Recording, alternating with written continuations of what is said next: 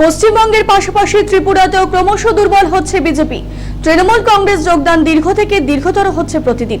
2021 সালে পশ্চিমবঙ্গের বিধানসভা নির্বাচনে বিপুল জয়ের পর এবার ত্রিপুরাকে পাখির চোখ করেছে তৃণমূল। ইতিমধ্যেই অনেক জল গড়িয়েছে ত্রিপুরার রাজনীতিতে, কিন্তু তারপরেও পিছু হটতে নারাজ তৃণমূল কংগ্রেস। বুধবার পশ্চিমবঙ্গের আইনমন্ত্রী মলয় ঘটকের উপস্থিতিতে এক যোগদান সভা অনুষ্ঠিত হয় ত্রিপুরার রাজধানী আগরতলায়। প্রায় 500 জন বিজেপি, কংগ্রেস ও সিপিআইএম এর কর্মী সমর্থক এদিনের সভায় যোগদান করে তৃণমূলে। উল্লেখ্য যে খোয়াই থানা নিয়ে এত ঘটনা, সেই খোয়াই কেন্দ্রের গত বিধানসভা নির্বাচনে বিজেপি প্রার্থী এদিন সভায় তৃণমূলে যোগদান করে।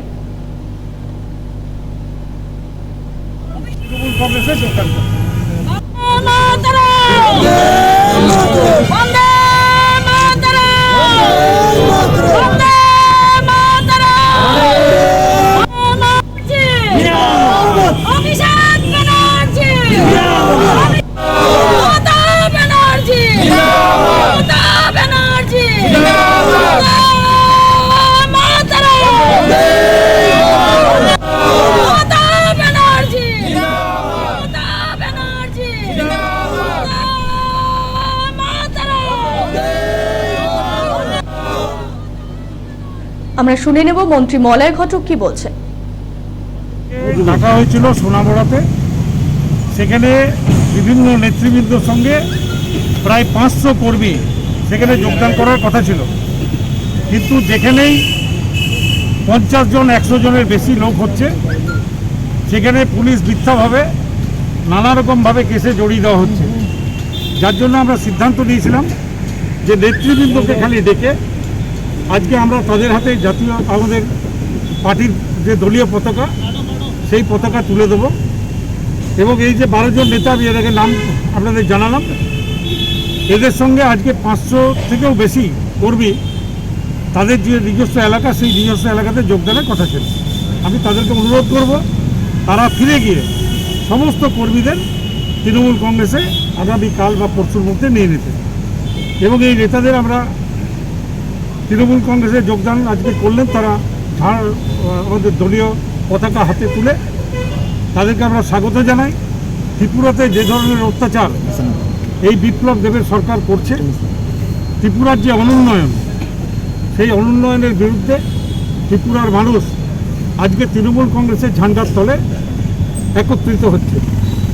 আমাদের যে নেতৃত্ব অভিষেক বন্দ্যোপাধ্যায় এবং মমতা বন্দ্যোপাধ্যায়ের সারা পশ্চিমবঙ্গ জুড়ে যে উন্নয়ন, সেই উন্নয়ন ত্রিপুরার মানুষ জানে এবং ত্রিপুরার মানুষ তাই মমতা বন্দ্যোপাধ্যায়ের উন্নয়নের প্রতি আকৃষ্ট হয়ে ত্রিপুরাতে উন্নয়নের জোয়ার আনতে তারা দলে দলে তৃণমূল কংগ্রেসে যোগদান করছেন। আমরা তাদেরকে স্বাগত জানাচ্ছি।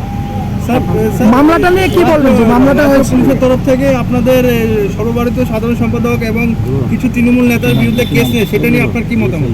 সেটা নিয়ে আমি ইতিমধ্যেই প্রেসকে বলেছি যে এই মামলাটা হচ্ছে একটা অন্য মামলার অফশুট। অর্থাৎ আমাদের কিছু তৃণমূল কংগ্রেসের নেতৃবৃন্দ, তাদেরকে গ্রেপ্তার করা হয়েছিল। যে কেসে গ্রেপ্তার করা হয়েছিল সেই কেসে পুলিশ গ্রেপ্তার করতে পারে না, কারণ 188 হচ্ছে নন কগনিজেবল, তাতে কিন্তু পুলিশ গ্রেপ্তার করতে পারে না।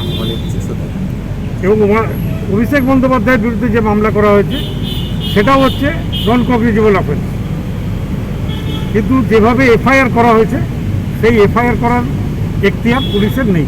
কতজনের বিরুদ্ধে? তাই আমরা, যিনি ওখানে কমপ্লেনটা করেছেন একজন পুলিশ অফিসার এবং ওই থানার যিনি ওসি, এই দুজনকেই আমরা বরখাস্তের দাবি করেছি।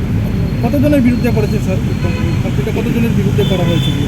আপনারা সবাই জানেন যে অভিষেক বন্দ্যোপাধ্যায়, আমাদের এমপি দোলা সেন, আমাদের মন্ত্রী দত্ত বাসু, আমাদের এক্স এমপি কুণাল, আমাদের এখানে স্থানীয় 2 নেতা সুবলবাবু এবং আমাদের প্রকাশ দাস, প্রাক্তন মন্ত্রী, এদের সবার নামে এই মামলাটা করা হয়।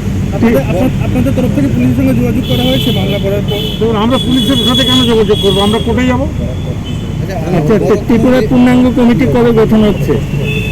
হবে দলে দলে নেতা এবং মানুষ তৃণমূল কংগ্রেসে আসার জন্য আমাদের প্রতিনিয়ত যোগাযোগ করছেন, টেলিফোন করছেন, আসছেন।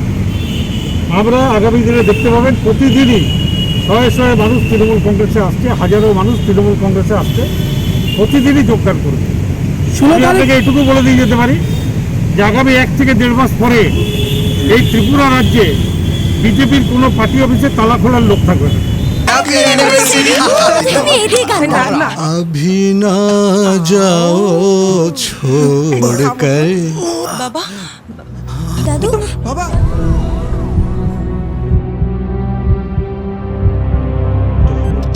Doctor everything is under control. আপনারা ওনার সঙ্গে দেখা করতে পারেন।